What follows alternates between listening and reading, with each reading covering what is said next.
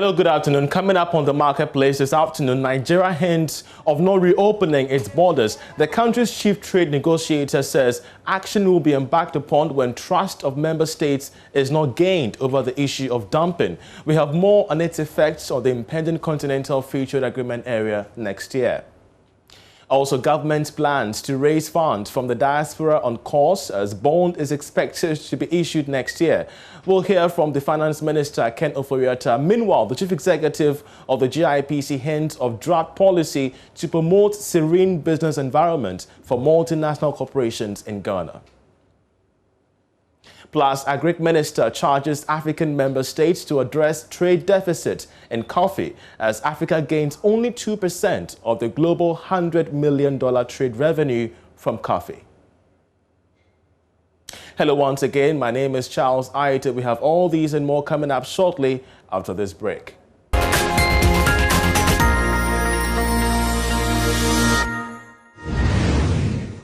Now, the Finance Minister, Ken Ofori-Atta, says the idea to raise funds from the diaspora for the development of the country is on course. According to him, the move is part of government's plans for next year. He explains that raising such fund facilities government's capital expenditure investment that seek to accelerate economic growth. He disclosed this to Joy Business after addressing the first diaspora business breakfast meeting in Accra.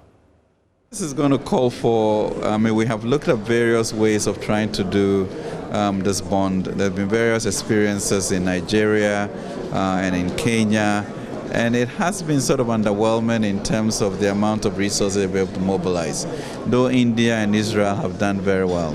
So it sounds to us that we need to be a little bit more innovative than we have been before. And when we look at, let's say, the African Americans in the States, and you look at what is happening now with regards to retirement pensions, this is a period for them in which the largest number of African Americans are getting federal pensions.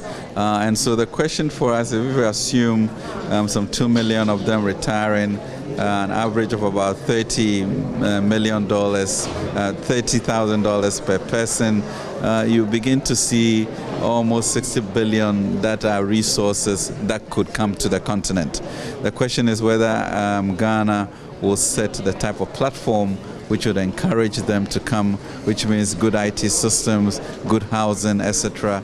And not only do you get those type of resources, but you also get talent, because at 60 or 65 when they retire, it's just amazing talent in technology, in healthcare, in teaching, etc., to create, a new sense of a homeland. So we have gone through Cabinet of the Homeland Policy, and we are now tweaking it to see how best that could become law in a way in which we can encourage citizenship for them.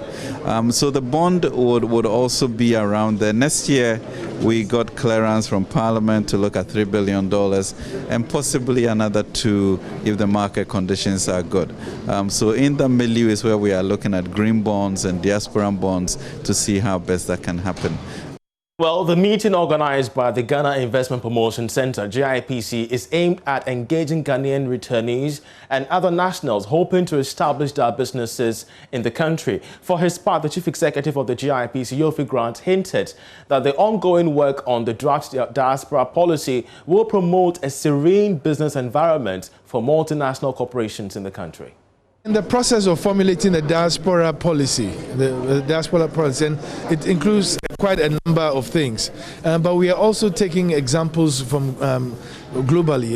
There are many examples: Israel, China, even the United States itself, Philippines, Indonesia. There are many countries that offer different propositions, and we want to get the best of both worlds. But at the end of the day, it must be mutually beneficial. It must be culturally beneficial. And it must be transformational for us. It's an engagement that, and if you look at history, and I said it earlier on, there's no country that has developed as an island. It's always engaged its people, it's engaged its people who are outside, and it's engaged others who are outside to come in and contribute. And I believe that for us, it's time that we actually we recognize that and structure it appropriately. And we know that there are usually cultural differences that, come to play. And we always say that those who come from outside have expectations that, they can't be met. But they also have expectations that can't be met domestically. So it's a conversation that needs to take place and create a smooth transition from the diaspora inwards for us. Away from that, the Chief Executive Officer of the Ghana Chamber of Mines, Suleiman Akoni, says the mining industry suffered some losses, thereby affecting their bottom lines within the COVID-19 epic period. Now, this is in contrast to the assertions that the sector was not impacted, with emphasis on gold prices recording a significant price gain during the peak season of the global pandemic. But according to Suleiman Akoni, the temporal halting of exploratory activities, for instance, led to the encroachment of some illegal miners. He recounted the losses during a media engagement ahead of the 6th edition of the Ghana Mining Industry Awards. Very difficult situation for mining companies. Although they were allowed to continue to operate, they actually had to be running under very, very strict and tiring circumstances. But thank God, because of the discipline of mining companies, they were able to weather the storm. So I think we also want to look at even exploration companies as well, because we all know that exploration is the lifeblood of the mining industry. And because of COVID, most of the companies doing exploration couldn't run. They couldn't do their drilling and assaying as expected by the various programs they have, which they have presented to government. What it meant was that there was a field day for illegal miners. They actually encroached their concessions, which was quite unfortunate. But these were the realities on the ground. Again, when it came to the supply chain, there were challenges around even freight. The cost of freight went up, because we all know what it is. China, which was the epicenter of the pandemic, actually shut down. And we all know that the global manufacturing base we all know is China. And that was the epicenter of the pandemic. So effectively what it meant was that you had a situation where you couldn't get your supplies on time. But then again, the companies also worked their usual magic. How do they work with other, members of the industry to ensure that they could, for example, even share some inputs? So if you don't have stock, can you call on another company which may have some of this stock which you don't unfortunately have, so that you can continue to run your operations?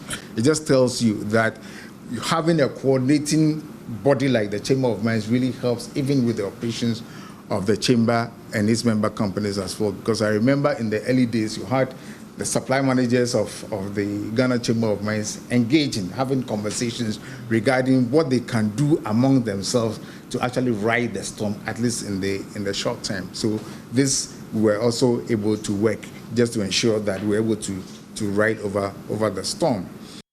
You're still watching The Marketplace. We'll take a short break. We're right back. Just stay.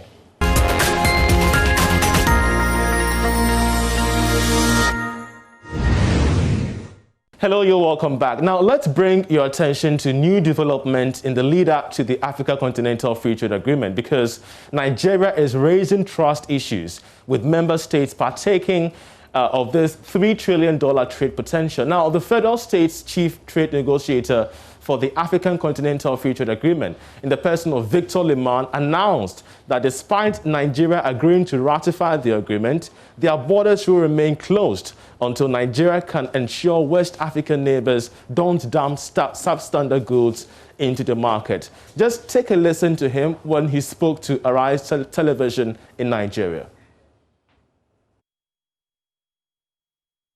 We have to be realistic. If our borders are not secure, then we have not just a trade problem, but we also have a national security problem. Every country needs to take steps to ensure that they put together a credible, secure border put together a policy framework that ensures that people can trade freely across the border without any form of fear or encumbrance. I believe and I know that Nigeria is working round the clock to ensure that our borders are secure from smugglers. And so I think there is need for us to really sit together amongst ourselves, not just Nigeria, but also within the region, and of course at the continental level, and say, if you do not secure your border, and criminal elements or our markets are abused or exposed to infractions, then we would do this. We would do A, B, Z. We would sanction. We place a sanction on you. So every stakeholder needs to take this on board to ensure that we need to have a secure border. You heard Victor Liman there. Now, here are the reasons we must be concerned by this statement. First, Nigeria is an economic powerhouse in Africa, so that shutting down borders over issues of dumping, when indeed member states have ratified rules of origin, is somewhat problematic. Also, any reprisal response from member states like Ghana can jeopardize the very essence of the Continental Free Trade Agreement area. Joining us to digest what this means to the Continental Free Trade Agreement is a member of the Trade Board on the Continental Free Trade Agreement area. He's also the president of the Ghana Union of Traders Association, Dr. Joseph Obin. Welcome to the program, Doc. We're so grateful that you joined us. First of all, are you surprised by the statement made by Victor Liman? No. I'm not surprised. He couldn't have said anything better. This is what nations do. Every nation has the responsibility to secure its borders against inferior goods that will, or wholesale goods that will come in to affect its citizenry.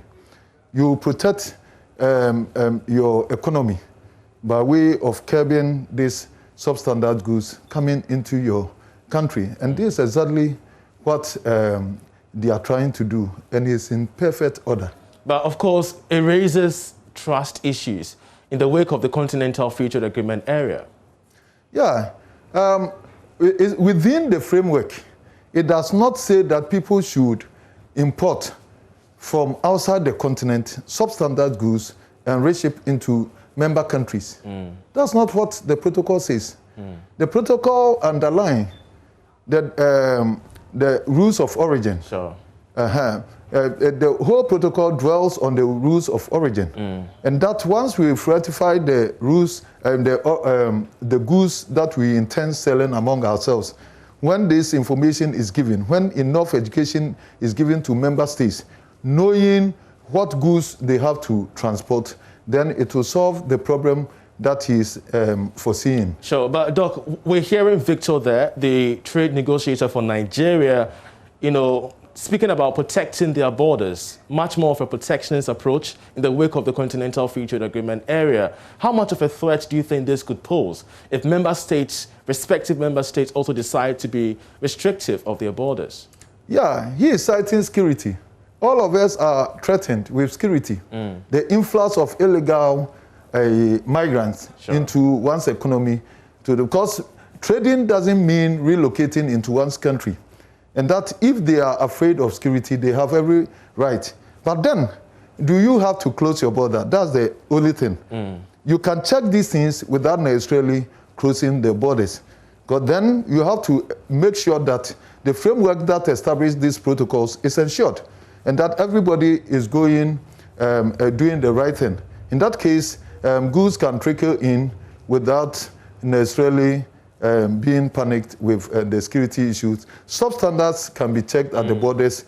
Goods that are not within the rules of origin can be stopped from getting in, and then you can still achieve the same aim. We saw the impact of the closure of the borders. These are previous footages that we had from Nigeria. We saw the impact on traders here in Ghana. Most of them couldn't get their goods in, get their goods out. Most of these goods were diminishing just at the borders. you are the chairman, you are part of the board, the retail trade within the Continental Free Trade Agreement area. How much of a concern is the closure of these borders to the fruition of the Continental Free Trade Agreement area? Yeah, the underlying factor for these treaties is free movement of goods and services. Exactly. So definitely, if one country closes its border, then it will affect this free movement of goods and services. But if one country says that he's doing that on basis of security and all that, and abuse of these protocols, then that country has a right. Because nobody has to abuse these protocols. For us, initially, it was a problem for us. And I know for some few manufacturers like Casapreco and all that, these things might affect. But normally, generally, the trading community, we have overcome this. Because Nigeria is not a trading hub. We buy our goods from Dubai, China, and elsewhere. And so we still outsource our goods from other destinations. Sure. Rather than Nigeria. We've overcome that. So the choice is this, to close, if it is to their benefit. But then, for the reasons of continental free trade, then I think they are being over-protectionist. Speaking of that, all his argument boils down on the rules of origin. Yeah. We keep asking the trade minister, who also is part of the originators of the continental free trade, the future of the rules of origin, whether or not it has been completed in terms of the agreement arrangement. You are part of the entire commission. What has been the update so far on the rules of origin? Yeah, the last time I talked to customs, they are still pruning down on the side from Ghana because you have to communicate this list across the board of the member states and all that. And so they have to fast track the goods that they are shortlisting because they have advantage to select some goods that you don't want to include. So after doing all these things, we should expect that by the beginning of January, we should have known these products so that it will be well communicated to the trading community to start working with it. Finally, is Nigeria a problem? In what terms? Continental Free Trade Agreement area. Yeah, the advantages outweigh one country's advantage. And so when you look at the member states, we outnumber Nigeria. So one might say that being the giant of Africa, they may put an impediment in the way of the continental free trade. But I do not think otherwise. There are so many other countries that are ready, and then we can trade freely among ourselves, and naturally they will also come on board. And they are not saying that they are not part of it. They are just being cautious of the fact that even they stated that they do not even trust member states. Exactly. That's a strong word. That should be questioned. The fact that they don't trust. That's why I say Ghana should emulate on some of these things, especially when we are also trying to curb substandard goods into our country. People cannot relocate into our country in the guise of a treaty and then import outside the sub-region substandard goods and bring it, and we look on where it destroys our economy. So it is a good call, but maybe the way they are doing this.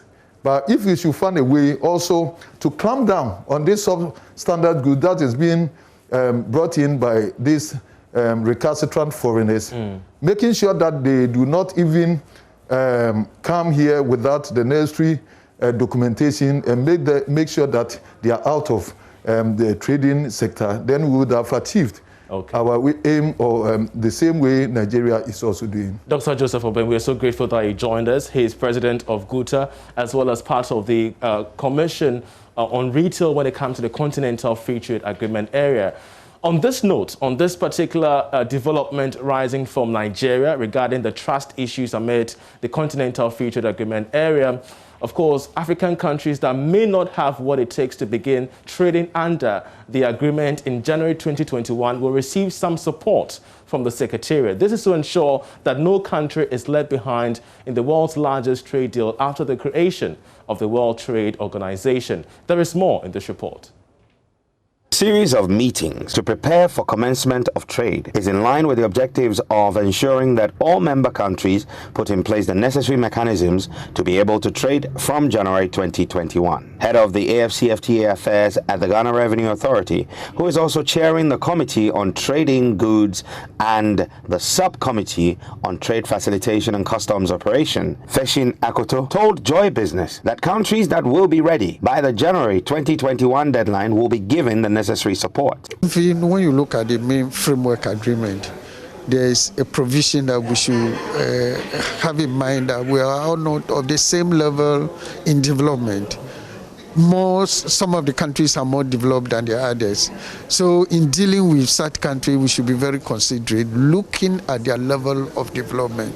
So if any country is not ready, it is right for those developed ones to help them come out with the measures, help them put in place measures that will help them to implement the AFTA. So once they come out with their difficulties, that's why we have a secretariat. The secretariats will take all the will put in the possible measures to make sure that they have the basic things in place for trading to take place. On the part of Ghana, Chief Director of the Ministry of Trade and Industry, Patrick Nemo, told the delegate that regulatory bodies in the country have been given the necessary tools and are ready to play their role when implementation begins. He said Ghana is ready and prepared to begin trading under the Continental Free Trade Agreement, which is supported by a steering committee and the technical working groups. We've also set up a national coordinating office to provide a one-stop facilitation location for the private sector to go to for information and assistance. Regulatory authorities are ready and feverishly preparing for processes for exports, imports, and transit trade. Economic operators are keen to take advantage of this opportunity, and when you engage with them, they are keen about the details. The meeting is expected to conclude with a resolution on some pertinent trade barrier concerns among member nations. Well, in today's edition of Money Lab, we take you through how to comfortably retire financially. Take a listen to the first facilitator, Richmond Kwame Frimpong of FLF Africa.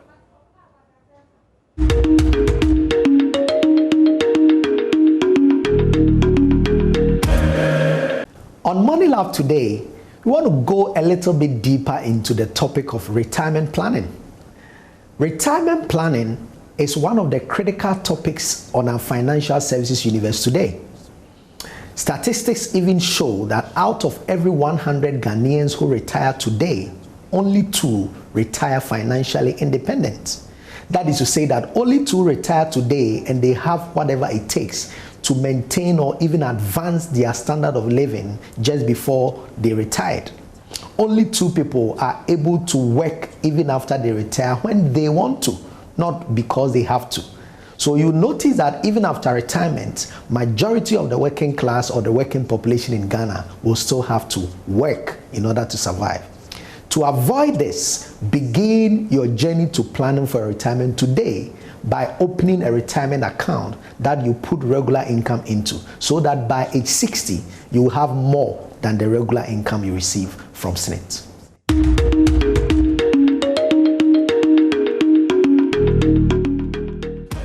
Well, that'll be it for The Marketplace. I'm Charles Aite.